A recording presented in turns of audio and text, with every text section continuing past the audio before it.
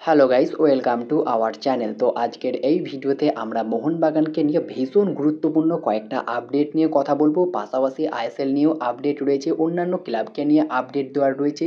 তো খুবই ইন্টারেস্টিং হবে আজকের এই ভিডিওটা, অবশ্যই শেষ পর্যন্ত দেখতে থাকো। আর আমাদের চ্যানেলটিকে সাবস্ক্রাইব করতে একদমই ভুলো না, কারণ তোমরা এই চ্যানেলের সমস্ত আইএসএল রিলেটেড বা মোহনবাগানের সমস্ত আপডেট পেয়ে যাবে। তো অবশ্যই চ্যানেলটিকে সাবস্ক্রাইব করে দিও। তো ফার্স্ট অফ অল যদি আমরা কথা বলে নিই মোহনবাগানের পরের ম্যাচের টিকিট আপডেট নিয়ে। তো তোমরা জানো দীর্ঘ বিরতির পর 23শে নভেম্বর মোহনবাগান তাদেরই ঘরের মাঠে খেলবে জামশেদপুর এফসির সাথে। আর সেই ম্যাচের টিকিট নিয়ে কিন্তু আপডেট এসেছে। তোমরা যারা অফলাইনে টিকিট নিতে চাও তারা কিন্তু 20 তারিখ মানে গতকাল থেকে টিকিট দেওয়া শুরু হয়ে গিয়েছে। 20 থেকে 23 তারিখ তোমরা কিন্তু মোহনবাগানের গ্রাউন্ড বক্স অফিস সকাল 11টা থেকে সন্ধ্যা 5টা পর্যন্ত টিকিট পেয়ে যাবে। এবং 20 থেকে 22শে নভেম্বর তোমরা কিন্তু বিবেকানন্দ যুবভারতী ক্রীড়াঙ্গন বক্স অফিস 2 গেট নম্বর 4-এ পেয়ে যাবে। সকাল 11টা থেকে সন্ধ্যা 6টা পর্যন্ত দেওয়া হবে। আর তোমরা যারা অনলাইনে টিকিট অলরেডি বুক করেছো বুক মাই শো থেকে, তোমরা অনলাইন রিডিমও করতে পারো। 20 থেকে 22শে নভেম্বর বিবেকানন্দ যুবভারতী ক্রীড়াঙ্গন বক্স অফিস 2-তে গেট নম্বর 4-এ সকাল 11টা থেকে সন্ধ্যা 6টা পর্যন্ত তোমরা যারা অনলাইন টিকিট কেটেছো তারা কিন্তু রিডিম করতে পারবে। তো এই ছিল জামশেদপুর এফসি এবং মোহনবাগানের যে ম্যাচ রয়েছে সেই ম্যাচের টিকিট আপডেট, সেটা তোমাদেরকে জানিয়ে দিলাম। এরপরে যদি আমরা কথা বলি কেরালা ব্লাস্টার্স এফসিকে নিয়ে, তো কেরালা ব্লাস্টার্স এফসি এই মরশুমে নতুন কোচ এনেছিল ইভান ভুকোমানোভিচকে সরিয়ে তারা কিন্তু মিয়াকেল সাহরেকে সই করিয়েছিল। তবে মিয়াকেল সাহরে আসার পরে যে এই টিমটা খুব বিশাল কিছু করেছে সেটা কিন্তু নয়, লাস্ট ইয়ারের থেকেও অনেক খারাপ পারফরমেন্স করেছে। এখনও পর্যন্ত আইএসএলে মিয়াকেল সাহরের আন্ডারে কেরালা ব্লাস্টার্স এফসি 8টা ম্যাচ খেলেছে, যেখানে তারা মাত্র 2টো জিতেছে এবং 2টো ড্র করেছে আর 4টে হেরেছে, এবং 8 পয়েন্ট নিয়ে তারা কিন্তু 10 নম্বর পজিশনে রয়েছে। আর যেমনটা খবর রয়েছে কেরালা ব্লাস্টার্স এফসির বর্তমান হেড কোচ মিয়াকেল সাহরে, তার কিন্তু ফিউচার ডেঞ্জার হতে চলেছে কেরালা ব্লাস্টার্স এফসিতে। পরের 2টো ম্যাচেই কিন্তু যাচাই করে নিতে চাইছে কেবিএফসি ম্যানেজমেন্ট। আর পরের 2 ম্যাচে যদি ফলাফল ভালো না আসে তাহলে কিন্তু এই কোচকে তারা সরাতে বাধ্য হবে। মিয়াকেল সাহরের রিপ্লেসমেন্ট কিন্তু অন্য কোনো কোচ হতে পারে পরবর্তী ম্যাচগুলোতে। তো খুব দ্রুত কিন্তু সিদ্ধান্ত নেবে ম্যানেজমেন্ট যদি পরের 2টো ম্যাচেও ফলাফল ভালো না হয় কেরালা ব্লাস্টার্স এফসির। তো দেখা যাক মিয়াকেল সাহরে কীভাবে কামব্যাক করায় কেরালা ব্লাস্টার্স এফসি দলকে। এরপরে যদি আমরা কথা বলি মোহনবাগান সুপার জায়ান্টের গ্রেগ স্টুয়ার্ট, অনিরুদ্ধ থাপা, আশিস রায়ের আপডেট নিয়ে। প্রথমত যে আপডেটটা দেবো সেটা হচ্ছে গ্রেগ স্টুয়ার্ট এবং অনিরুদ্ধ থাপাকে নিয়ে। তো এই দুজনেরই চোট রয়েছে তোমরা জানো, আর দুজনেই কিন্তু অনুশীলনে যোগ দিয়েছেন, এটা তো একটা ভালো খবর। তবে মেন পয়েন্ট যেটা সেটা হচ্ছে অনিরুদ্ধ থাপা এবং গ্রেগ স্টুয়ার্ট দুজনেই কিন্তু সাইড লাইনে রিহ্যাব করছেন। গ্রেগ স্টুয়ার্ট যদিও সাইড লাইনে একা একাই বল নিয়ে প্র্যাকটিস করছিল, তবে দলের সঙ্গে প্র্যাকটিস করেনি। সম্ভবত জামশেদপুর এফসি ম্যাচটা মিস করবে গ্রেগ স্টুয়ার্ট এবং অনিরুদ্ধ থাপা, দুজনকেই পাবে না। তবে আশিস রায়কে নিয়ে যে আপডেটটা বেরিয়ে এসেছে, আশিস রায় কিন্তু প্রায় 10 দিনের জন্য ছিটকে গিয়েছে। সম্ভবত জামশেদপুর এফসি এবং চেন্নাইন এফসি এই 2টো ম্যাচই তিনি মিস করতে পারেন, এমনটাই কিন্তু আপডেট বেরিয়ে এসেছে।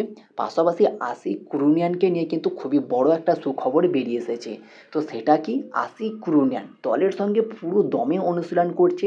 সম্ভবত জামশেদপুর এফসি ম্যাচে তিনি প্রথম থেকে স্টার্ট করতে পারে অ্যাজ এ লেফট ব্যাক, কারণ সুভাশিসকে হয়তো আমরা সেন্টার ব্যাকে দেখতে পারি টম আলডেডের সঙ্গে, এবং রাইট ব্যাকে হয়তো আলবার্তো রড্রিগেজ তিনি সরে যেতে পারেন। আর ডিফেন্সটাকে স্ট্রং করতে হলে এমনই কিন্তু নামাতে পারে কোচ মলিনা। তবে অবশ্যই আশিক কুরুনিয়ানকে কিন্তু খুবই জোর কদমে অনুশীলন করতে দেখা যাচ্ছে, যেটা আমরা এর আগের প্রত্যেকটা ম্যাচের আগেই আমরা অনুশীলনে দেখতে পাইনি। তবে জামশেদপুর এফসি ম্যাচের আগে এক্সট্রা অনুশীলন কিন্তু করতে দেখা যাচ্ছে আশিক কুরুনিয়ানকে, পুরোপুরি নিজেকে কিন্তু ঝালিয়ে নিচ্ছেন এই ম্যাচের আগেই। সম্ভবত এই ম্যাচে তার উপরে কিন্তু ভরসা করতে চলেছেন কোচ হোসে মলিনা। বাকি দেখা যাক এই ম্যাচে তার পরিকল্পনা কেমন থাকে। এরপরে যদি আমরা কথা বলি এফসি গোয়াকে নিয়ে, তো এফসি গোয়া তারা কিন্তু একজন বিদেশি সেন্টার ব্যাকের দিকে নজর দিচ্ছেন। সম্ভবত আসন্ন জানুয়ারি ট্রান্সফার উইন্ডোতে তারা কিন্তু একজন বিদেশি সেন্টার ব্যাককে সই করাতে পারে। দেখা যাক কোন বিদেশি সেন্টার ব্যাককে এফসি গোয়া সই করায়। এরপরে যদি আমরা কথা বলি একটা খুবই ইন্টারেস্টিং আপডেট নিয়ে, সেটা হচ্ছে লিওনেল মেসিকে নিয়ে। তো যেমনটা খবর রয়েছে লিওনেল মেসির জাতীয় ক্লাব আর্জেন্টিনার সঙ্গে কেরালা ব্লাস্টার্স এফসি একটা ফ্রেন্ডলি ম্যাচ খেলতে চলেছে 2025-এ। আর যেমনটা খবর রয়েছে, মেসি কিন্তু দীর্ঘ কয়েক বছর পর আবারও একবার ভারতে আসছেন তার জাদু দেখাতে। আমরা কিন্তু মেসির জাদু ভারতেই দেখতে পারবো। কেরালার সঙ্গে কিন্তু আর্জেন্টিনা একটা ফ্রেন্ডলি ম্যাচ খেলতে চলেছে, যেটা কিন্তু কেবিএফসি স্পোর্টস ম্যানেজমেন্টের তরফ থেকে জানানো হয়েছে। তো দেখা যাক কবে এই ম্যাচটার আয়োজন হয়। তবে এই ম্যাচটা হবে অনেকটাই কনফার্ম আপডেট বেরিয়ে এসেছে। এরপরে যদি আমরা কথা বলি ইস্টবেঙ্গলকে নিয়ে, তো ইস্টবেঙ্গলের 3 বিদেশি সল ক্রিসপো, মাদি তালাল, দিমিত্রিয়স ডিয়ামান্টাকস তিনজনেই একসাথে অনুশীলনে যোগ দিয়েছেন গতকালকেই। আর সামনেই তাদের ম্যাচ রয়েছে, সেই ম্যাচের আগে কিন্তু পুরো টিম অনুশীলনে যোগ দিলেন। এরপরে যদি আমরা কথা বলি ইস্টবেঙ্গলেরই আর একটা আপডেট নিয়ে, তো ইস্টবেঙ্গল ক্লাবের সহ সভাপতি পদ থেকে পদত্যাগ করলেন সাঁচি কর্ণধার রাহুল টোডি। তিনি কিন্তু পদত্যাগ করেছেন, এই আপডেটটাও বেরিয়ে এসেছে। এরপরে যদি আমরা কথা বলি অ্যালেক্স সাজিকে নিয়ে, তো ভারতীয় এই সেন্টার ব্যাকের দিকে দীর্ঘদিন ধরেই নজর রেখেছেন মোহনবাগান সুপার জায়ান্ট। আর এই সামার ট্রান্সফার উইন্ডোতেই অ্যালেক্স সাজিকে তুলে নেওয়ার একটা চেষ্টা করেছিল, তবে অ্যালেক্স সাজিকে কিছুতেই ছাড়তে রাজি হয়নি হায়দ্রাবাদ এফসি। তবে যেমনটা খবর রয়েছে, আরও একবার মোহনবাগান কিন্তু অ্যালেক্স সাজিকে পেতে মরিয়া, তাকে নেওয়ার জন্য ঝাঁপাচ্ছে এবং হিউজ একটা ট্রান্সফার ফি দিয়ে জানুয়ারি ট্রান্সফার উইন্ডোতে অ্যালেক্স সাজিকে নিয়ে আসার কিন্তু চেষ্টা করছে। তার বিষয়ে কিন্তু আইডেন্টিফাই করতে শুরু করে দিয়েছে মোহনবাগান। আর অ্যালেক্স সাজিকে নিয়ে আসাটা যে মোহনবাগানের জন্য একটা চ্যালেঞ্জিং বিষয়, সেটা তোমরা বুঝতেই পারছো। কারণ সদ্য হায়দ্রাবাদ এফসি অ্যালেক্স সাজির সঙ্গে 2027 সাল পর্যন্ত চুক্তি করে নিয়েছে। তো দেখার বিষয় এটাই হবে, সেই চুক্তি ভঙ্গ করে হায়দ্রাবাদ এফসি থেকে মোহনবাগানে আসে নাকি অ্যালেক্স সাজি। এই মুভটা হওয়ার সম্ভাবনা কিন্তু খুবই কম, তবে মোহনবাগান কিন্তু খুবই চেষ্টা করছে একজন ভারতীয় নামি সেন্টার ব্যাককে দলে নিয়ে আসার জন্য। সেখানেই অ্যালেক্স সাজির নামটাই ভেসে আসছে এবং অ্যালেক্স সাজিকে তারা প্রাইম টার্গেট করছে। যে কোনো মূল্যে যত টাকা ট্রান্সফার ফি লাগে সেটা দিয়ে কিন্তু অ্যালেক্স সাজিকে তুলে নিতে চাইছে মোহনবাগান সুপার জায়ান্ট।